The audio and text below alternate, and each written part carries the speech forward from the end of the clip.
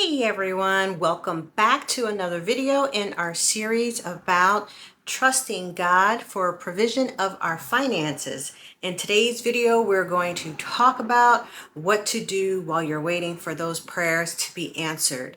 If you struggle during that waiting time and you wonder if God is hearing you, if He's working behind the scenes, then hold on. Today's video is for you. We're going to go over 2 things that you can do during that time and 2 things that you probably don't want to do during that time.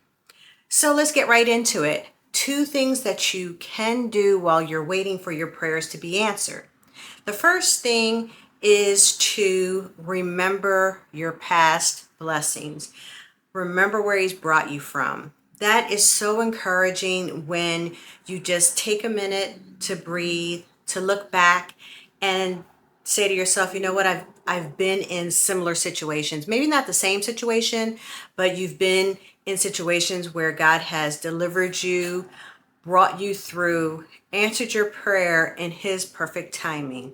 So I would encourage you to get a little bit out of the here and now and just think back. If you journal, now's the perfect time to go back and read some of the things that you've written in the past, some of the ways that He's blessed you and brought you through in the past. So definitely, I would say the first do is to remember your past blessings.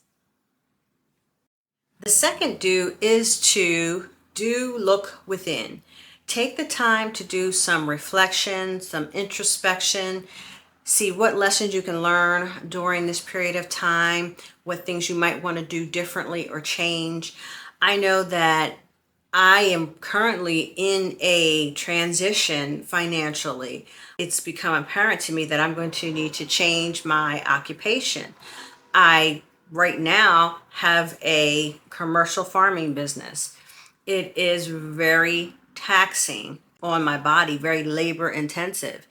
I know because I've been having back problems and things with my sciatic nerve that this is not work that I can do forever, that I actually need to come up with a plan for in my 60s, in my 70s. I can't still do this type of work.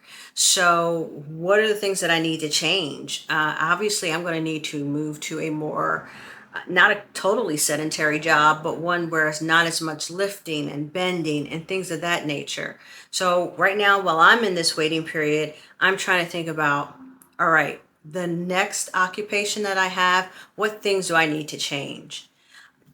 Farming is also very time intensive, and I would like to have more time for my family. My mother is getting up in years. I want to have more time to devote to her. And so that's some of the things that I want to change about my next occupation. The other thing with the self-reflection and the introspection is to look at what habits around money you might want to change. Do you want to be a different type of saver? Do you want to have a budget that you follow? Perhaps you didn't work with a budget before, or you didn't have an actual savings plan. So you might want to change some of those things. Your attitudes around money. Do you let money kind of control your emotions? You're happy when you have it. You're miserable when you don't. Does it have that type of hold and control over how you feel day to day? Obviously, we're all going to feel more secure and to a certain extent satisfied when all the bills are paid and there's plenty left over. But I think it is a real skill if we can learn to be content in the times where we can't truly see how all the bills are going to be paid and things are uncertain. Learning to still have joy and be content in those times, in those moments, that truly is a skill. And we can practice that right now during this waiting period. Let's talk about some don'ts.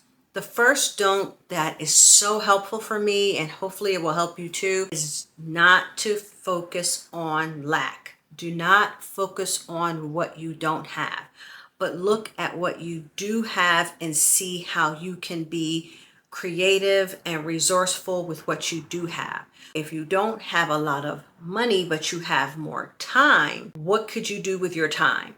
Could you do a little babysitting, pet walking, some online work, some freelance work?